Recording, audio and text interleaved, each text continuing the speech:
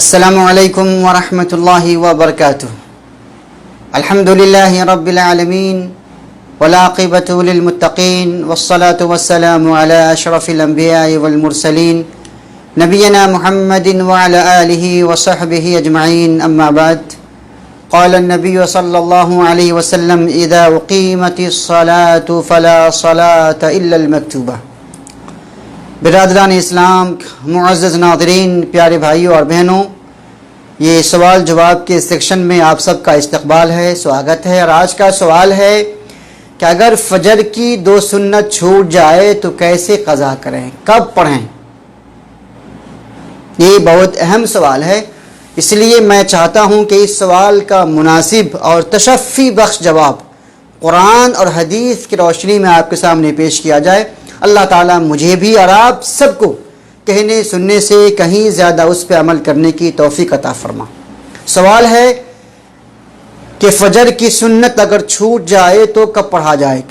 جواب یہ ہے دوستو کہ انسان کوشش کرے کہ فجر سے پہلے اٹھنے کی کوشش کرے تاکہ وضو کرنے کے بعد کم سے کم 2 رکعت سنت پڑھ سکے اور فجر کی نماز باجماعت پڑھے، اسے اپنا معمول بنائے۔ لیکن اگر کبھی باتھ روم میں رش ہے یا آنکھ دیر سے کھلی، لیکن جب آنکھ کھلی مسجد میں گئے تو جماعت شروع ہو گئی ہے، یا جماعت شروع نہیں ہوئی تھی، ہم مسجد میں پہنچے 1 رکعت نماز پڑھے، یا ابھی اللہ اکبر کہی تھے کہ اقامت ہو گئی، تب ہم کیا کریں؟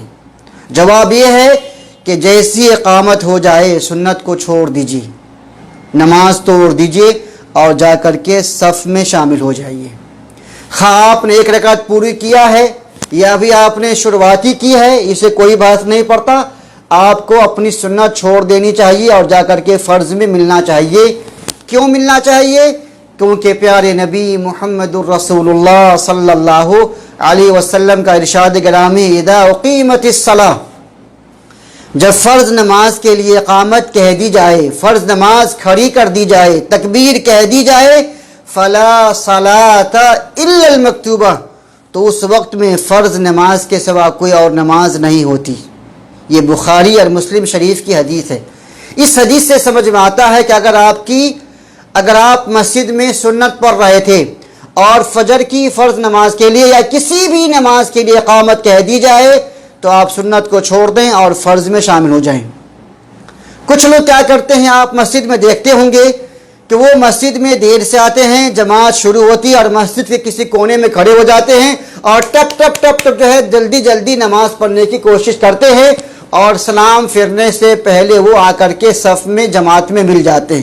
کیا ایسا کرنا درست ہے؟ جواب درست نہیں ہے۔ اور لوگ ایسا کیوں کرتے ہیں؟ تو میں نے ابھی دارالعلوم دیوبند کا میں نے فتویٰ دیکھا آن لائن، اس میں بھی لکھا ہوا ہے کہ اگر تشہد آپ کو مل جائے، سلام پھرنے سے پہلے امام کے ساتھ آپ مل سکتے ہیں تو آپ کو پہلے سنت پڑھنا چاہیے، جبکہ یہ جواب حدیث کے خلاف ہے، پیارے نبی صلی اللہ علیہ وسلم کے خلاف ہے۔ نبی نے کہاں فرمایا ہے کہ اگر تشہد مل جائے تو آپ سنت پڑھ لو، نہ ملے تو نہیں پڑھو، ایسا کچھ بھی نہیں ہے۔ بلکہ نبی نے فرمایا ہے کہ اگر فرض نماز کے لیے اقامت ہو جائے تو اس وقت میں فرض کے سوا کوئی نماز نہیں ہوتی۔ لہذا پیارے بھائیوں اور بہنوں، آپ کو چاہیے کہ اگر آپ مسجد میں دیر سے آتے ہیں اور جماعت پہلے سے شروع ہے تو سنت نہیں، سیدھا جائیے اور فرض نماز میں شامل ہو جائیے۔ یا آپ سنت پڑھتے پڑھتے اقامت ہو گئی تو سنت کو چھوڑ دیجیے اور جا کر کے صف میں شامل ہو جائیے، کیونکہ اللہ کے نبی فرماتے ہیں کہ اس وقت میں فرض نماز کے سوا اور کوئی نماز نہیں ہوتی۔ اور جو ایسا نہیں کرتا پھر بھی جان بوجھ کر کے سنت پڑھتا ہے، بعد میں فرض میں شامل ہوتا ہے، کبھی فرض چھوٹ جاتی ہے، کبھی 1 رکعت ملتی ہے، کبھی تشہد میں سلام پھرنے سے پہلے ملتا ہے، تو ایسے آدمی کو چاہیے کہ آپ تین غلطی کر رہے ہیں۔ نمبر 1، آپ کی وہ نماز نہیں ہوگی، فلا صلاۃ، آپ کی وہ نماز نہیں ہوگی۔ نمبر 2، آپ کی فرض نماز چھوٹ رہی ہے۔